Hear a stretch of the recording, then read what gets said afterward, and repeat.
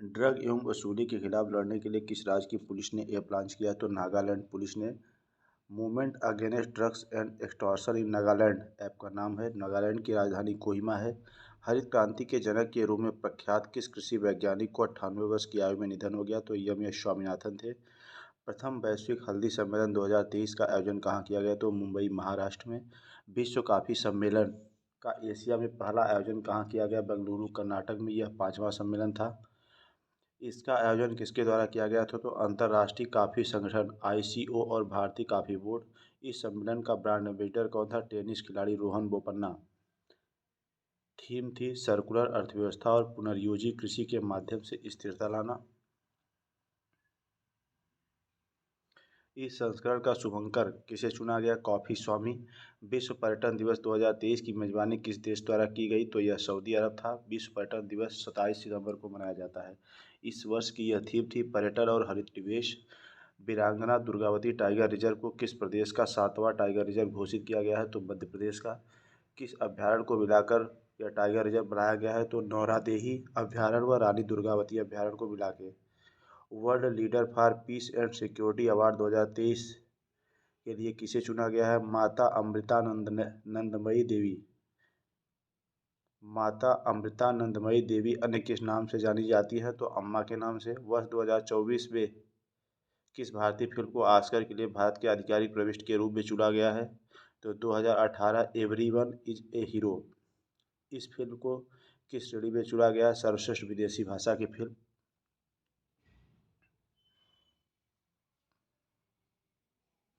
यह मलयालम भाषा की फिल्म है। फिल्म के निर्देशक हैं जूड एंथोनी जोसेफ।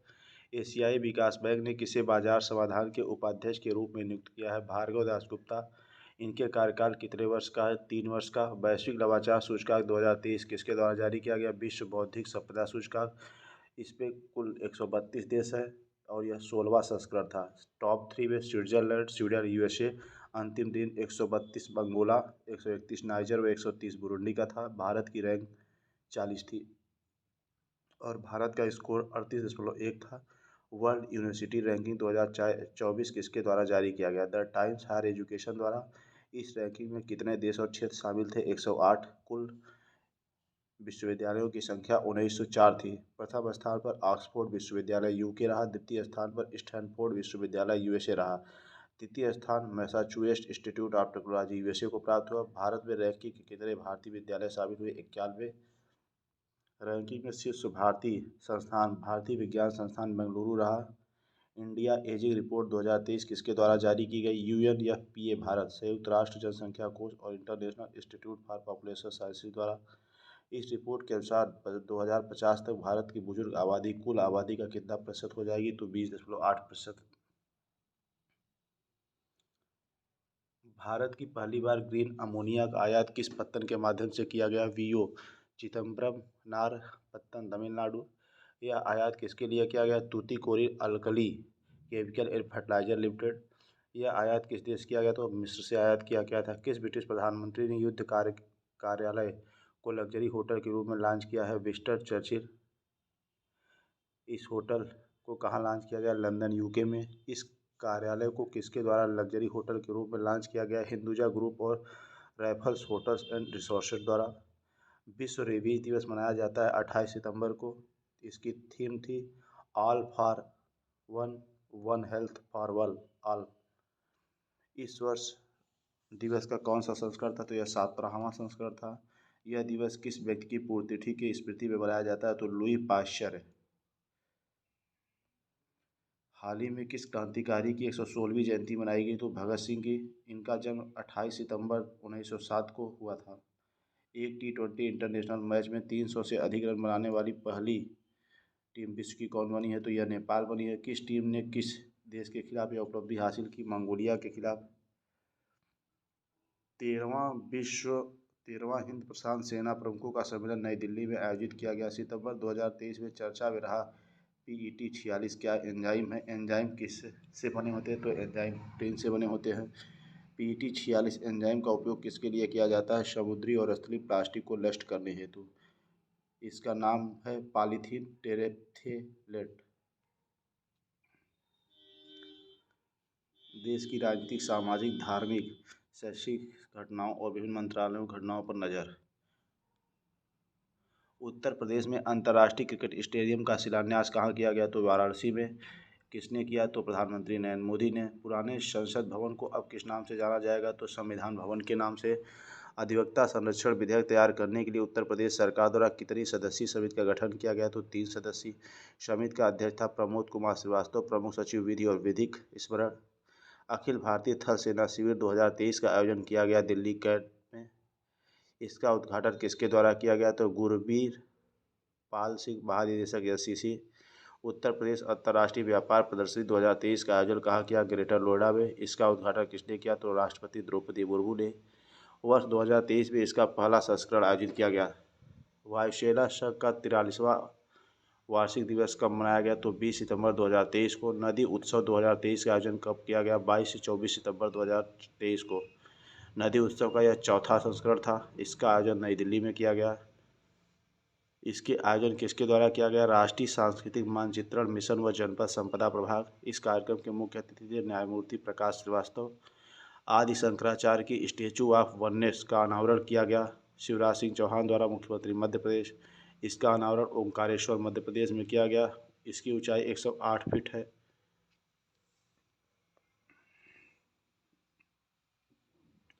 आदि शंकराचार्य किस सदी के भारतीय दार्शनिक थे? 8वीं सदी। रॉयल ऑस्ट्रेलियन नेवी और इंडोनेशियन नेवी के साथ पहले त्रिपक्षीय समुद्री अभ्यास में भारत की तरफ से किस जहाज ने भाग लिया? आईएनएस सह्याद्री। भारत का पहला लाइट हाउस महोत्सव कहाँ आयोजित किया गया? तो यह पणजी गोवा में। इसका उद्घाटन केंद्रीय मंत्री सर्बानंद सोनोवाल द्वारा किया गया। उत्तर प्रदेश सरकार ने सचिवालय के कार्य में तेजी लाने के लिए किस पहल को लॉन्च करने की घोषणा की है? Officer desk system. महिला आरक्षण विधेयक 2023 लोकसभा में 20 सितंबर को पारित हुआ और राज्यसभा में 21 सितंबर 2023 को। यह कौन सा संविधान संशोधन था? तो 128वां संविधान संशोधन। इस विधेयक का शीर्षक था नारी शक्ति वंदन विधेयक। भारतीय राष्ट्रीय राजमार्ग प्राधिकरण ने पुलों और अन्य संरचनाओं के डिजाइन तथा निर्माण को मजबूत करने के लिए किसके साथ समझौता ज्ञापन पर हस्ताक्षर किए हैं? तो दिल्ली मेट्रो रेल निगम। किसने सामान्य फसल अनुमान सर्वेक्षण के लिए प्रगतिशील मोबाइल एप्लीकेशन और वेब पोर्टल शुरुआत की है? मनोज आहूजा, सचिव कृषि किसान कल्याण विभाग। इसके शुभारंभ का उद्देश्य था कृषि कार्य की पद्धतियों में क्रांतिकारी बदलाव लाना। सितंबर 2023 में किस अर्धपालतू गोजाति पशु को खाद्य पशु के रूप में मान्यता दी गई है? मिथुन। इसके पूर्व तिब्बती याक को भी दी गई थी। यह मान्यता FSSAI द्वारा दी गई। FSSAI का मुख्यालय नई दिल्ली में है और यह एक सांविधिक निकाय है। विश्व का सबसे बड़ा और सबसे पुराना देवदार वृक्ष कहाँ खोजने का दावा किया गया? जम्मू और कश्मीर, भारत में। इसके तने का व्यास 54 फीट है। देवदार किस तरह का वृक्ष है? यह सब शीतोष्ण शंकुधारी वृक्ष है। मेटावर्स पर भारत का पहला वर्चुअल ज्वेलरी शोरूम किसने द्वारा लॉन्च किया गया? SELCO gold and diamonds. इसका नाम है सेंकोवर्स। सामाजिक न्याय व अधिकारिता मंत्रालय ने नशा मुक्त भारत अभियान किसके साथ समझौता ज्ञापन पर हस्ताक्षर किए हैं? गायत्री परिवार।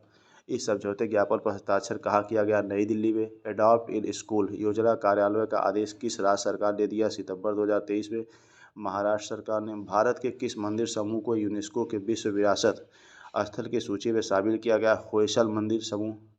यह भारत में यूनेस्को का 42वां विरासत स्थल है और यह मंदिर समूह होयसल वंश और कर्नाटक में स्थित है। इसका निर्माण 12वीं से 13वीं सदी में वेसर शैली में किया गया था। इस मंदिर समूह में कौन कौन से मंदिर हैं? तो चंद्रकेशव मंदिर, होयसलेश्वर मंदिर और केशव मंदिर।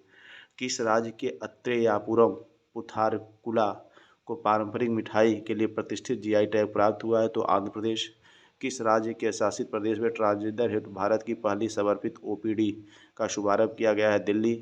दिल्ली के किस अस्पताल में यह का शुरू हुआ? राम मनोहर लोहिया अस्पताल। एशिया प्रशांत क्षेत्र में राष्ट्रीय मानवाधिकार संस्थानों के सम्मेलन का आयोजन किया गया 20 से 21 सितंबर 2023। इसका आयोजन कहाँ किया गया? नई दिल्ली में। उद्घाटन राष्ट्रपति द्रौपदी मुर्मू के द्वारा किया गया। आयोजन राष्ट्रीय मानवाधिकार आयोग और एशिया प्रशांत फोरम के द्वारा। खादी और ग्रामोद्योग आयोग ने खादी उत्पादों को बढ़ावा देने के लिए किसके साथ समझौते ज्ञापन पर हस्ताक्षर किए? 3।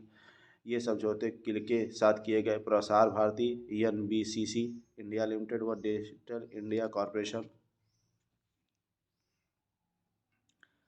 नई दिल्ली में किस हवाई अड्डे पर उड़ान भवन का उद्घाटन किया गया? तो सफदरजंग हवाई अड्डा। भारत की नई संसद में पहली बैठक कब आयोजित की गई? तो 19 सितंबर 2023 को।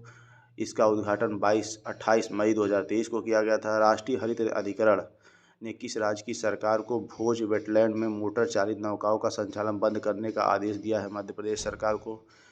भोज वेटलैंड किस शहर में है? तो यह भोपाल में है और कोलन नदी पर। भोपाल झील भोजताल को किस वर्ष अंतर्राष्ट्रीय रामसर साइट वेटलैंड घोषित किया गया? 2002 में। किस राज्य सरकार ने तेंदुओं की आबादी के प्रबंधन के लिए नसबंदी करने का निर्णय लिया है? महाराष्ट्र और गुजरात।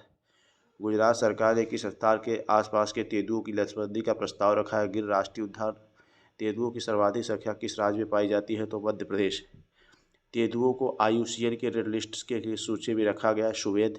इसे वन्यजीव संरक्षण अधिनियम 1972 की सूची 1 में रखा गया है। किस राज्य की सरकार ने जैविक खेती को बढ़ावा देने के लिए प्रायोगिक परियोजना का शुभारंभ किया है? पंजाब। इसके अंतर्गत कौन सी फसल की खेती की जाती है? तो बासमती चावल। किस उद्यान में प्रोजेक्ट चीता को 1 साल पूरा होने के उपलक्ष्य में कार्यक्रम आयोजित किया गया? कूलो राष्ट्रीय उद्यान, मध्य प्रदेश। प्रोजेक्ट चीता के 1 वर्ष पूरा हुआ 17 सितंबर 2023 को।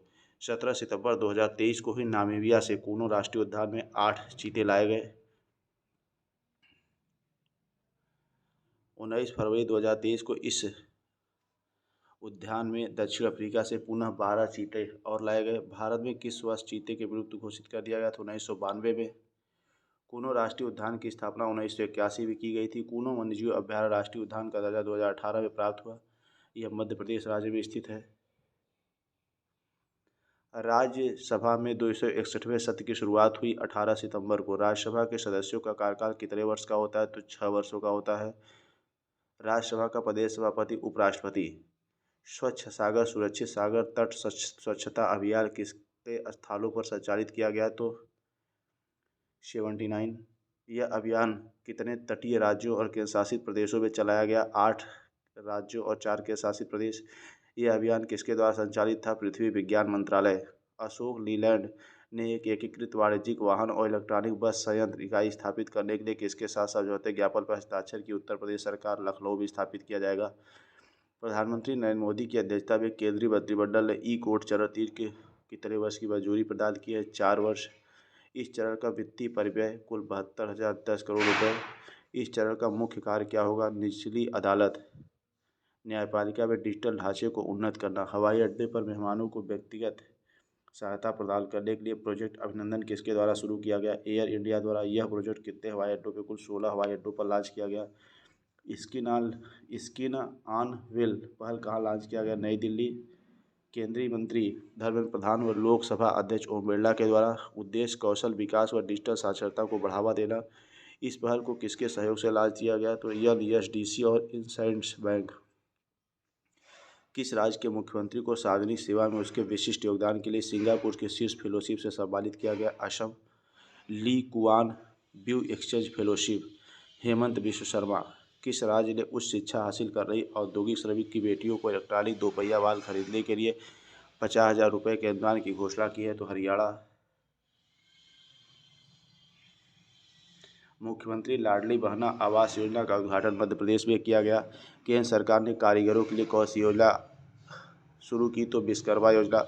प्रधानमंत्री नरेंद्र मोदी द्वारा लॉन्च किया गया 13,000 करोड़ रुपए 2023-24 से लेकर 27-28 तक लागू रहेगी। केंद्र सरकार ने किसके लिए एक एकीकृत पोर्टल लॉन्च किया है? कृषि सांख्यिकी। इसका विकास किस मंत्रालय द्वारा किया गया है? कृषि और किसान मंत्रालय।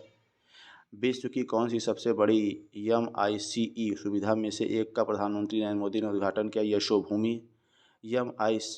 MICE सुविधाओं का पूर्ण रूप है बैठकें, प्रोत्साहन, सम्मेलन व प्रदर्शनी। उद्घाटन द्वारका दिल्ली में किया गया। कुल 5400 करोड़ रुपए इस पर खर्च किए गए। यूनेस्को ने किसे अपने विश्व धरोहर स्थल की सूची में शामिल किया है? शांति निकेतन, पश्चिम बंगाल में है। इसकी स्थापना किसने की थी? रविंद्रनाथ टैगोर ने। यह भारत में कौन सा स्थल है? तो 41वां स्थल था। शांति निकेतन में स्थित विश्वविद्यालय का नाम विश्व भारती विश्वविद्यालय है। स्थापना 1901 में। प्रधानमंत्री नरेंद्र मोदी ने कहाँ एथिलीन क्रैकर परियोजना का आधारशिला रखी? बीना रिफाइनरी, मध्य प्रदेश में। कुल 50,000 करोड़ रुपए की लागत है। नई शिक्षा नीति के तहत उत्तर प्रदेश में स्कूलों में सप्ताह भर में कितने घंटे पढ़ाई होगी? 29 घंटे। उत्तर प्रदेश में आयुष्मान भव अभियान कब आरंभ किया गया? 27 सितंबर 2023 को। उत्तर प्रदेश में सेवा पखवाड़ा स्वच्छता अभियान कब लॉन्च किया गया? 17 सितंबर 2 अक्टूबर 2023।